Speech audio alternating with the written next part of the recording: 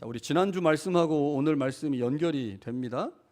2장 14절부터 26절까지가 커다란 하나의 단락이라고 말씀을 드렸고요. 2장 14절, 단락이 시작되는 14절은 전체 단락의 질문입니다. 두 개의 질문을 했죠. 행함과 믿음을 연결시키면서 더 중요한 질문은 행함 없는 믿음이 너희를 구원할 수 있겠느냐. 이 구원에 관한 문제를 서론에서 제기를 했고, 그 구원과 관련된 믿음과 행함의 관계를 세 개의 답변으로 진행을 합니다.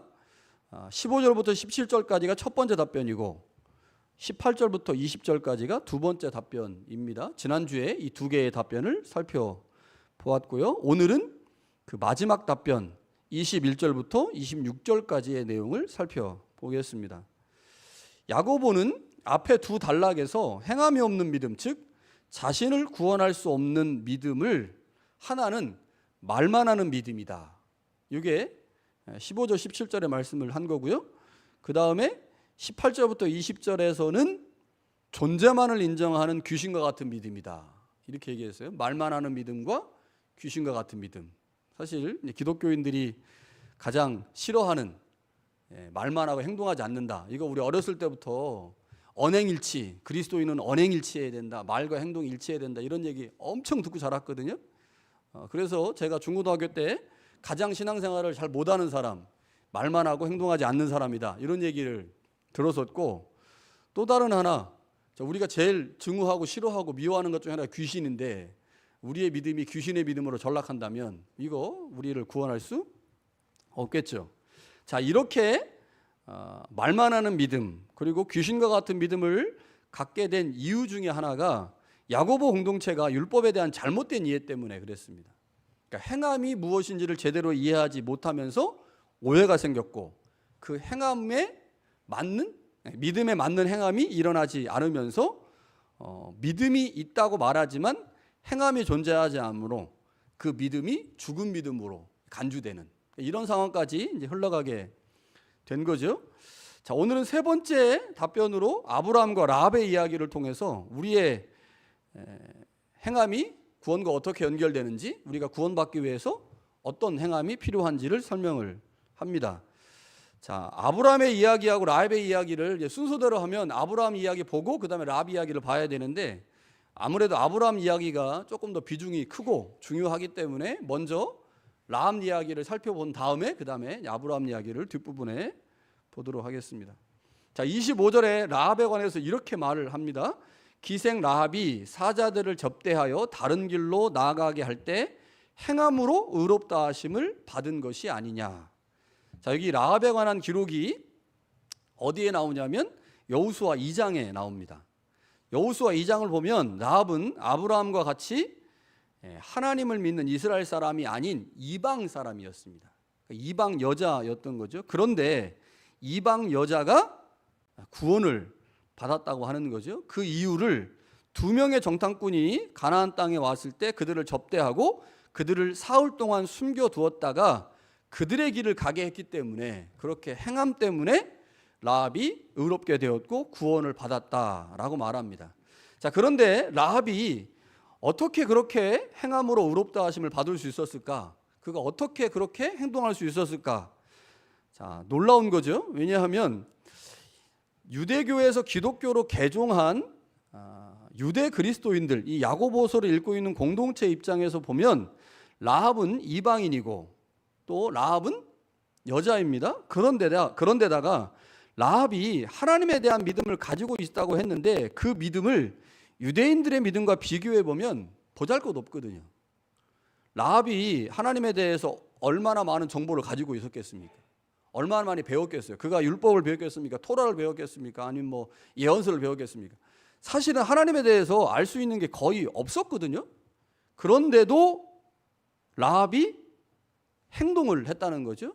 그러면 그 행동은 반드시 믿음에 기인한 행동인데, 여호수아 2장을 보니까 라합이 정탐꾼들에게 이런 말을 합니다. 너희가 애굽에서 나올 때 여호와께서 너희 앞에서 홍해물을 마르게 하신 일과 너희가 요단 저편에 있는 아모리 사람의 두 왕 시온과 옥에게 행한 일, 곧 그들을 전멸시킨 일을 우리가 들었다. 우리가 듣자마자 마음이 녹았고 너희로 말미암아 사람이 정신을 잃었나니 너희 하나님 여호와는 위로는 하늘에서도 아래로는 땅에서도 하나님이시다. 이런 고백을 합니다. 정탐꾼들에게.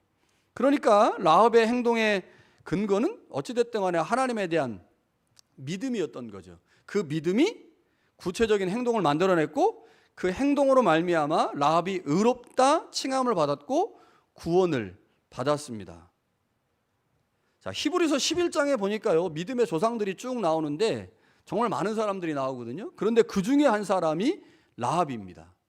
11장 13절에 31절에 이렇게 말해요. 믿음으로 기생 라합은 정탐꾼을 평안히 영접하였으므로 순종하지 아니하는 자들과 함께 멸망하지 아니하였다. 자, 라합에 대한 언급은 야고보 공동체에게 조금은 충격이었을지 모릅니다.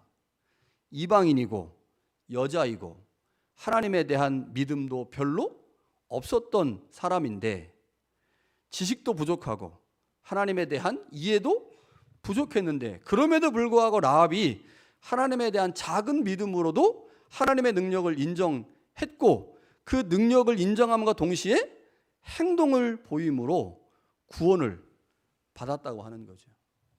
그러니까 이 라합 이야기를 통해서 적은 믿음이 행동으로 옮겨지기만 하면 그 믿음이 우리를 구원할 수 있구나. 그러니까 믿음의 크기의 문제가 아닐 수 있다고 하는 거죠. 라합을 보니 믿음이 커서 그 큰 믿음이 행동으로 무엇인가를 만들어내는 이게 중요한 게 아니고 믿음이 행동과 연결된다면 그 믿음이 작은 것이든 큰 것이든 그것은 우리의 구원과 큰 구원을 받는 데 있어서 큰 문제가 아니라는 사실을 이 라합을 통해서 말씀하고 있습니다. 반대로 아브라함은 어떻습니까? 아브라함은 큰 믿음을 소유한 사람이죠. 남자입니다. 그리고 유대인들의 조상이죠. 그러니까 굉장히 반대가 돼 있어요. 한 사람은 여자고 이방인이고 작은 믿음을 소유했고 한 사람은 남자고 유대인이고 하나님에 대한 지식이 많습니다. 그러니까 우리가 일반적으로 생각하면 큰 믿음이 큰 행동을 만들어낸다고 생각할 수 있어요. 작은 믿음은 작은 행동을 만들어낸다고 생각합니다. 그래서 우리는 큰 믿음을 가지려고 하죠. 그래서 우리의 작은 행동이 잘못된 행동이 믿음이 부족해서라고 생각을 할 때가 있는데 이 라합 얘기를 통해서 그게 아니다라는 얘기를 지금 하고 있는 겁니다. 믿음의 크기와 상관없이 믿음이 행동으로 옮겨지느냐 안 옮겨지느냐. 그래서 그 믿음이 행동을 통해서 믿음의 존재 유무가 드러나느냐 드러나지 않느냐가 무엇보다 중요하다. 이 이야기를 하는 게 라합 이야기입니다. 그러니까 이제 우리는 이제 사실 핑계할 수가 없는 거죠. 여러분 왜 행동하지 않습니까? 저는 믿음이 작아서요. 믿음이 없어서요. 믿음이 부족해서요. 라고 우리는 얼마든지 핑계하고 이유를 댈 수 있겠지만 라합 얘기를 보면서 이건 핑계할 수 있는 문제가 아니구나. 내가 믿음이 작아서 행동하지 못하는 게 아니구나. 라고 하면서 이제 우리의 믿음의 문제를 행동의 문제와 잘못 연결시키는 사람들에게 지금 이제 경고하고 있는 내용이 이 라합 이야기입니다. 자, 이제 아브라함 이야기를 좀 보겠습니다. 아브라함 이야기는 굉장히 중요합니다. 자, 아브라함에 관한 이야기를 우리가 이해하려면 야고보와 비슷하게 진술하고 있는 바울 서신의 내용들을 이제 함께 살펴보아야 합니다. 그래야 야고보가 말하려고 하는 핵심과 포인트를 이제 잘 이해할 수가 있습니다. 자, 바울은 로마서 4장 2절부터 3절에 만일 아브라함이 행위로서 의롭다 하심을 받았으면 자랑할 것이 있으려니와 하나님 앞에서는 없느니라. 성경이 무엇을 말하느냐?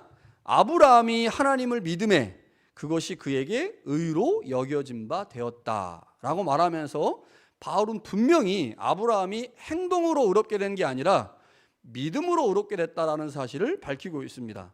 갈라디아서 3장 5절과 6절에서도 동일하게 말합니다. 너희에게 성령을 주시고 너희 가운데서 능력을 행하시는 이 일이 율법의 행위에서냐 혹은 듣고 믿음에서냐? 아브라함이 하나님을 믿음에 그것을 그의 의로 정하셨다. 이렇게 말합니다. 아브라함이 하나님을 믿음에 그것을 그의 의로 정하셨다. 바울은 로마서와 갈라디아서에서 아브라함이 믿음으로 의롭다 하심을 받았다고 아주 분명하게 말합니다. 이것은 바울 자신의 주장이 아니고 창세기에 나와 있는 말씀을 근거로 해서 주장한 거죠.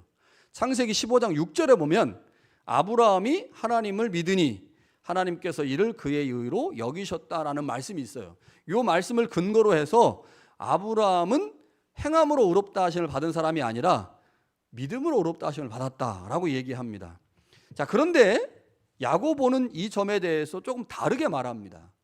자, 21절에 보면, 본문 21절에 보면 우리 조상 아브라함이 그 아들 이삭을 제단에 바칠 때 행함으로 의롭다 하심을 받은 것이 아니냐.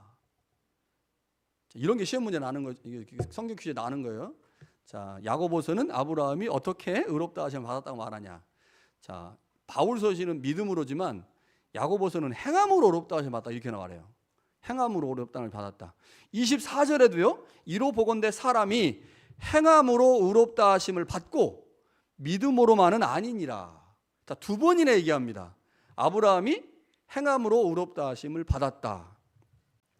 자, 바울은 아브라함이 믿음으로 의롭다 하심을 받았다고 하고 반면에 야고보는 아브라함이 행함으로 의롭다 하심을 받았다라고 얘기합니다. 같은 아브라함에 관해서 서로 다른 진술을 하고 있어요. 자, 이걸 어떻게 받아들여야 할까요? 그런데 더 이상한 것은 야고보가 아브라함의 의가 행함을 통해서 주어졌다라고 지금 주장하고 있잖아요. 자, 이것을 주장하려면 상식적으로 구약 성경을 인용할 때 어떤 말씀을 인용해야 되겠어요? 아브라함이 행함으로 의롭다 하심을 받았다라는 말씀을 인용해야 될 거 아니에요. 그런데 그 말씀을 인용하지 않고 바울처럼 창세기 15장 6절의 말씀을 인용합니다.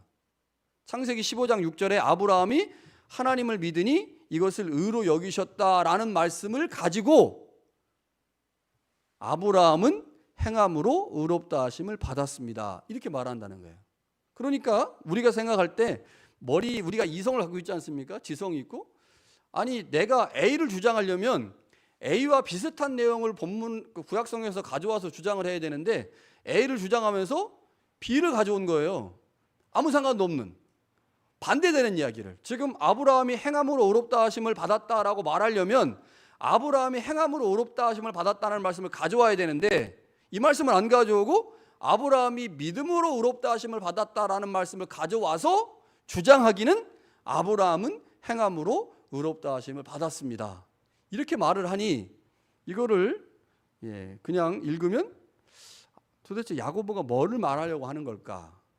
야고보가 지금 약간 착각한 게 아닌가 이런 생각이 들죠. 되게 이상합니다. 창세기에는요, 아브라함이 행함으로 의롭다 하심을 받았다는 말씀이 없어요. 그러니까 야고보가 행함 이야기를 강조하고 싶지만 구약에서 가져올 말씀이 사실은 없는 거죠.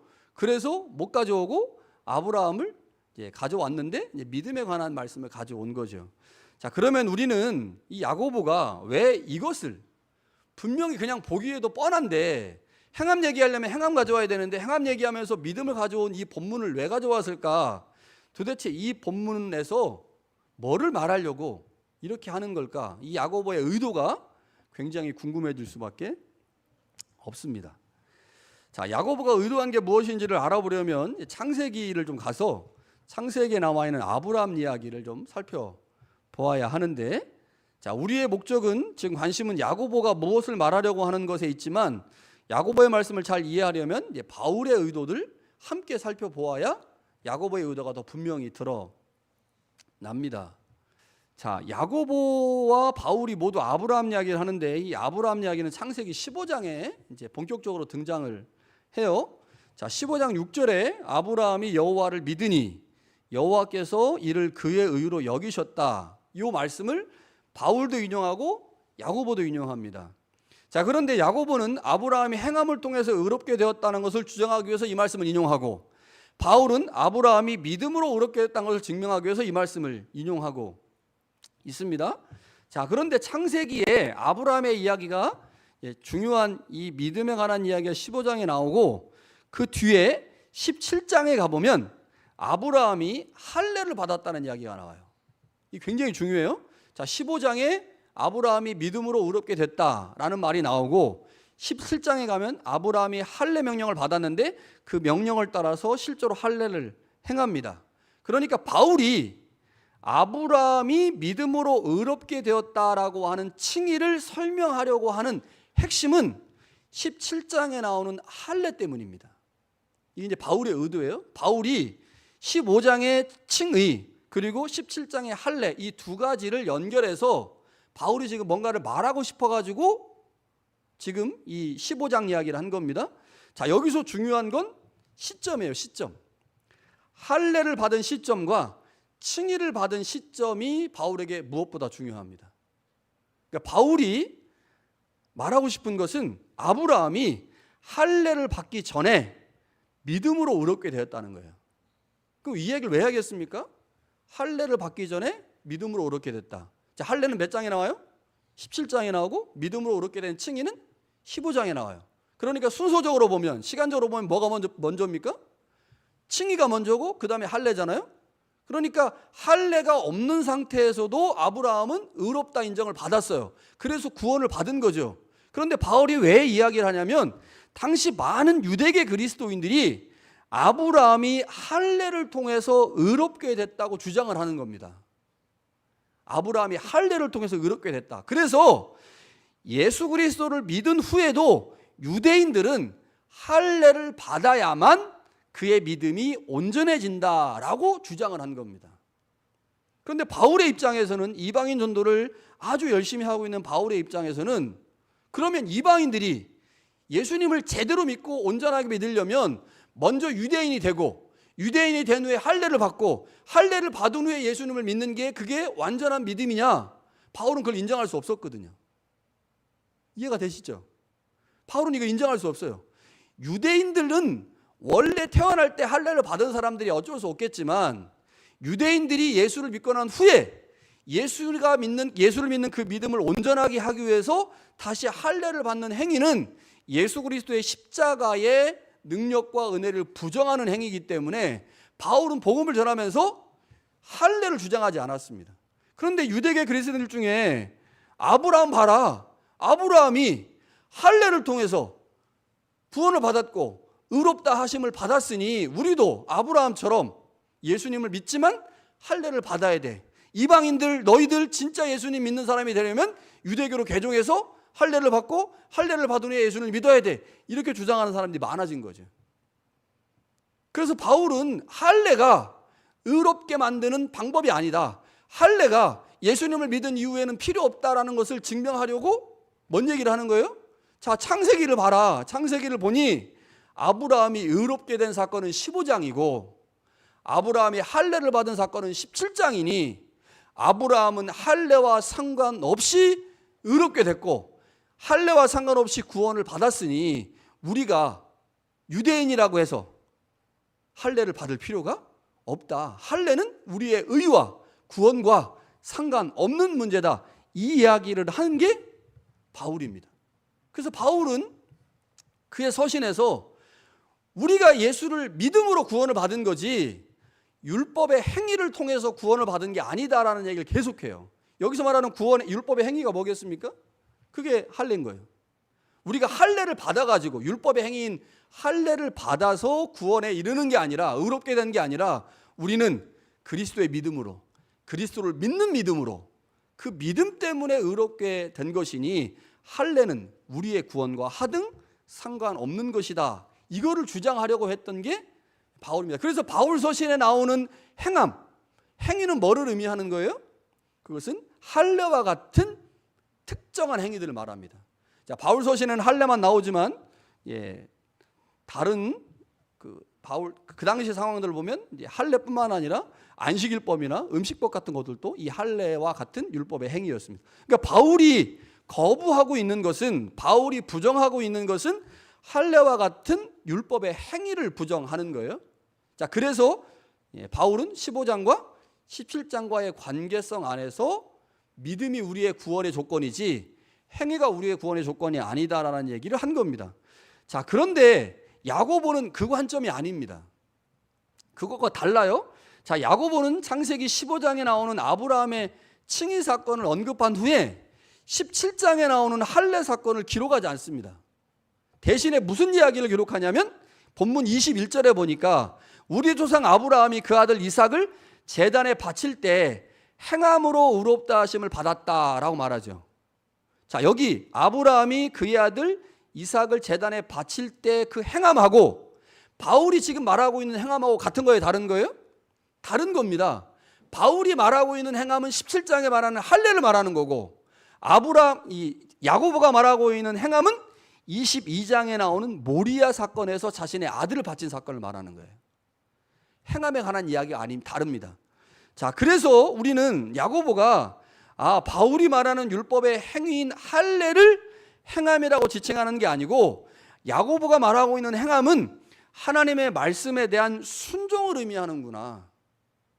야고보는 지금 하나님의 말씀을 듣고 그 말씀에 대한 믿음을 가지고 그 말씀을 따라서 행동하는 순종을 의미한다라고 우리가 이해할 수가 있습니다.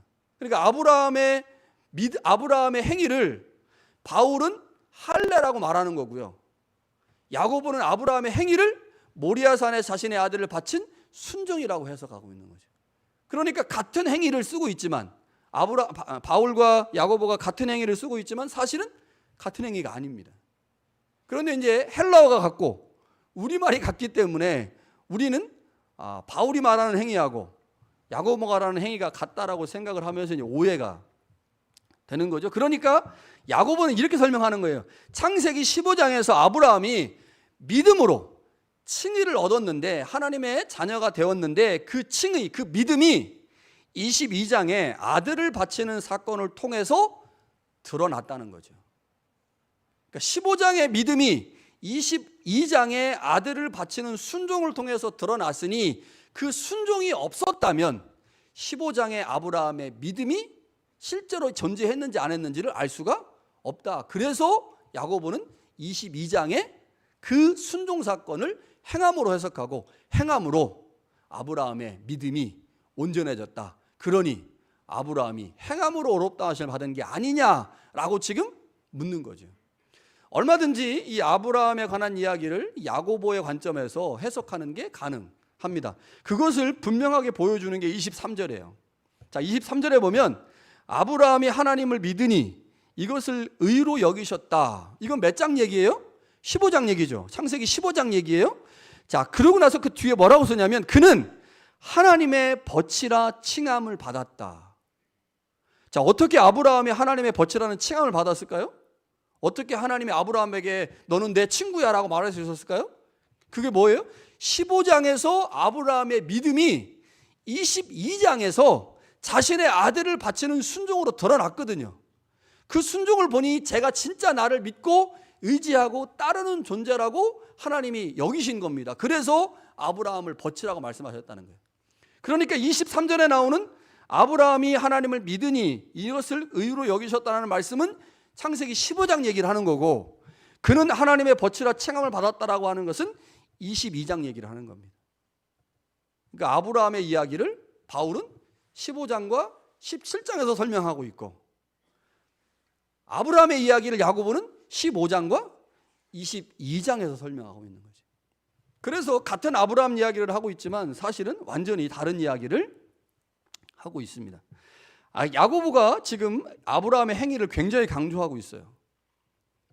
행위를 굉장히 강조하죠. 그런데 아브라함의 행위를 왜 강조하겠습니까? 행위를 강조하는 이유가 뭐겠어요? 행위는 믿음을 보여주는 매우 중요한 조건이거든요. 그것 때문에 그래요. 행위를 강조하는 이유는 믿음 때문입니다. 그러니까 네 믿음이 살아있느냐 없느냐 그거를 판단하려면 여러 가지 중에 가장 중요한, 가장 분명한 방법이 행함을 통해서 보는 거거든. 여러분, 그러나 제가 계속 말씀드리지만 행함이 우리의 믿음을 보이는 유일한 방법은 아닙니다. 그렇게 이해하시면 야고보를 잘못 이해하는 거예요. 행함이 우리의 믿음을 보이는 유일한 방법이 아니에요.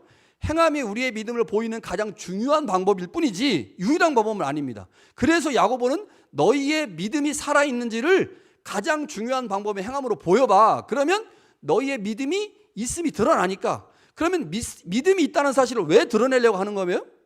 이게 왜 중요해요, 믿음이? 그 믿음이 우리를 구원하니까요. 믿음이 없으면 구원 못 받거든. 그러니까 지금 야고보가 우리에게 원하고 우리에게 말하고자 하는 핵심은 14절에요. 그 행함 없는 믿음이 너희를 구원할 수 있겠느냐. 그러니까 우리가 구원받아야 돼. 구원을 받아야 되는데 그 구원을 받으려면 믿음이 있어야 되잖아요. 근데 그 믿음이 진짜 믿음인지 그렇지 않은 믿음인지를 잘 보일 수 있는 중요한 방법이 행함이니까 행함으로 우리의 믿음을 보이고 그 믿음으로 우리가 구원을 받자. 그러니까 지금 야고보가 지금 이야기하고 있는 가장 중요한 핵심과 포인트는 구원입니다. 구원. 행함이 아니에요. 믿음도 아니고. 더 중요한 건 구원입니다. 구원을 받기 위해서 믿음이 필요하고 그 믿음이 살아있는지 살아있지 않은지를 판단하기 위해서 행함이 필요했던 거죠. 여러분, 바울이 강조하는 것도 믿음이고 야고보가 강조하는 것도 믿음이에요. 믿음 왜 강조해요? 바울이 믿음을 왜 강조합니까? 그리스도의 믿음을 강조하고 그리스도를 믿는 믿음을 왜 강조해요? 그 믿음이 있어야 구원을 받으니까. 야고보도 마찬가지입니다. 행함을 강조하고 믿음을 강조하는 이유, 구원을 받아야 되니까. 여러분, 야고보의 최대의 관심은 구원을 받을 수 있느냐, 받을 수 없느냐. 우리가 지금 가지고 있는 믿음이 우리 자신을 구원할 수 있는 믿음이냐, 믿음이지 않느냐가 야고보의 최대 관심입니다. 그럼 오늘 우리는 어떨까요? 우리의 최대 관심이 뭘까요?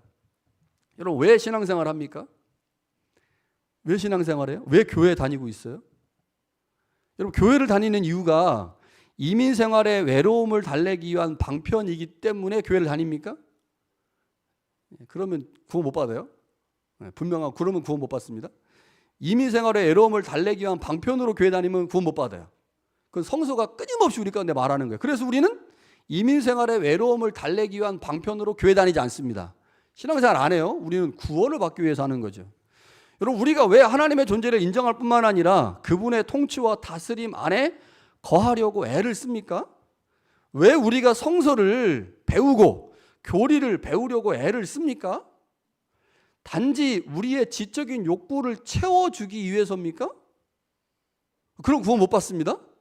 그럼 구원 못 받아요? 우리가 아무리 성서를 열심히 배우고 교리를 아무리 열심히 배워도 그것이 단순히 우리의 지적인 욕구를 채우기 위한 하나의 욕심으로 성서를 배우고 교리를 배운다면 그 믿음으로는 우리가 구원을 못 받죠.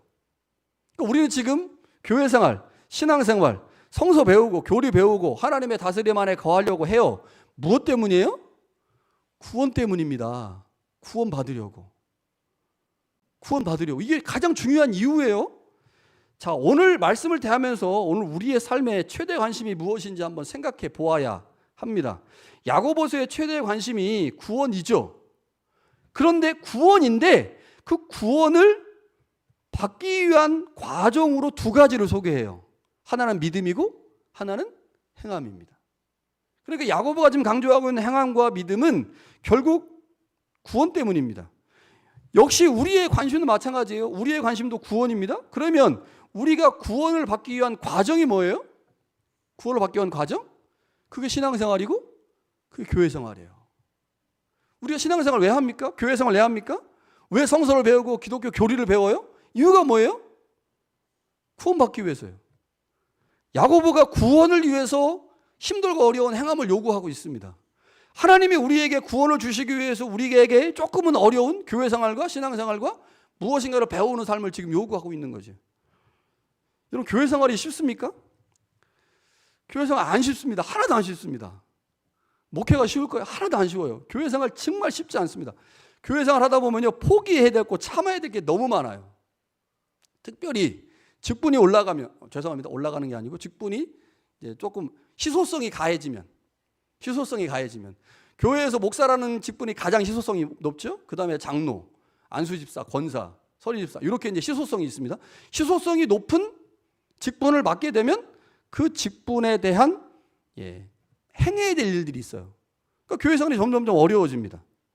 목사가 교회를 잘 목회한다는 것은 흔들리지 않고 중심을 잘 잡고 있어야 돼요. 우리 교회가 흔들리지 않고 이렇게 잘 유지될 수 있는 것은 장로님들과 권사님들이 자기 자질을 잘 지키는 거예요.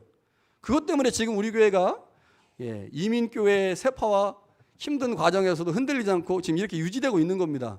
장로님들 잘 자리를 지켜주셔서 감사하고 우리 권사님들도 자리를 잘 지켜주셔서 감사해요.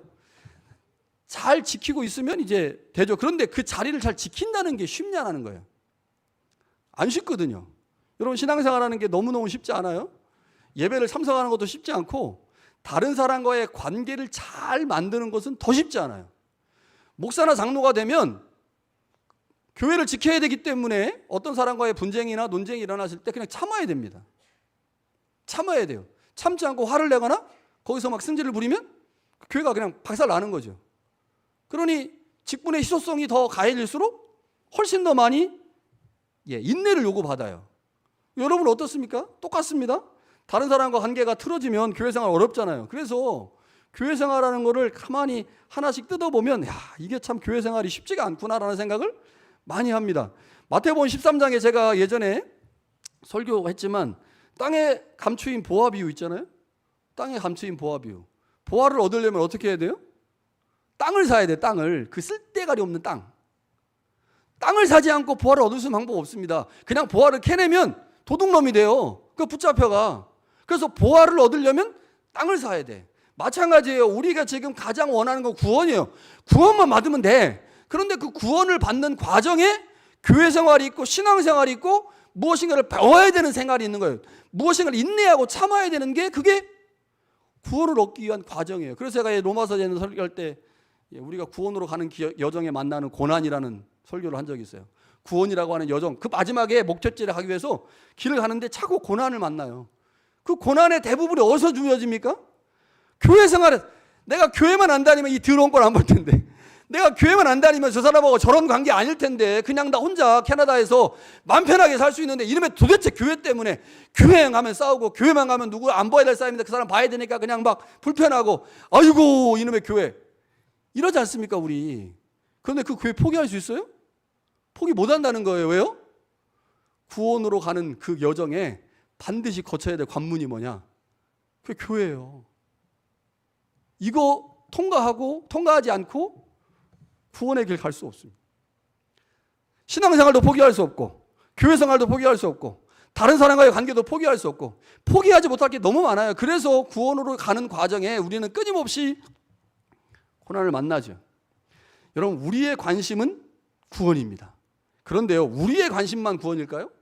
아니에요. 기독교라는 종교의 궁극적 관심이 구원입니다. 궁극적 관심이 구원이에요. 특별히 우리에게 최고의 권위를 갖고 있는 성서의 가장 궁극적인 관심이 구원입니다. 성서는 그것 때문에 쓰여졌어요. 하나님에 관해서 대략 한 5% 정도 썼다고 생각해 보세요. 성서가 하나님에 관해서, 하나님이 너무 넓고 큰 부신이니까 하나님에 관해서 다 쓸 수가 없잖아요. 그런데 한 5% 정도 썼어요. 그 5%가 주로 무엇으로 채워졌을까요? 구원에 관한 이야기로 채워졌어요. 그게 성서예요. 하나님에 대한 일정 아주 조그만 면, 그 중에 특별히 우리와 관련된 구원 얘기가 가득한 게 성서입니다. 성서를 읽어보세요. 마태복음부터 요한계시록에 맨 구원 얘기야. 맨 구원 얘기. 예수님이 하신 게 다 구원 사역입니다. 그만큼 성서는 우리에게 관심이 많아요. 뿐만 아니라 우리가 믿고 예배하는 삼위일체 하나님의 가장 큰 관심이 구원입니다. 성서에 그렇게 나와 있어요. 지난주 우리 교리특강에서 배웠지만요, 역사적으로 삼위일체로는 구원론을 설명하기 위해서 만들어진 교리입니다. 삼위일체로는 구원론을 설명해서 만들어졌어요. 하나님께서 계획하신 그 구원을 위해 아들이 이 땅에 육신의 몸을 입고 오셨고, 그 주님께서 보내신 성령께서 예수님의 이름으로 오셔서 우리에게서 어떤 구원을 이루시는지, 이것을 성서를 통해서 우리는 확인할 수 있습니다. 삼위일체 하나님은 서로 사랑의 관계 안에서 하나됨을 이루시고, 그 하나됨 안에서 우리의 구원을 위해서 일하고 계신다는 거죠. 여러분, 우리가 받은 구원, 우리가 완성해야 하는 그 구원, 그것은 우리에게만 소중한 게 아닙니다. 우리 하나님도 우리가 받을 구원이 너무너무 소중해요. 하나님 나라의 백성이니까. 그런데 그 구원의 과정에서 무엇을 통과해야 됩니까? 두 개를 통과해야 돼요. 믿음이라는 과정을 통과해야 되고, 하나는 행함이라는 과정을 통과해야 돼요. 그런데 믿음과 행함이 따로 분리된 게 아니잖아요. 오늘 설교 제목처럼 믿음이 행함을 만나게 해야 합니다.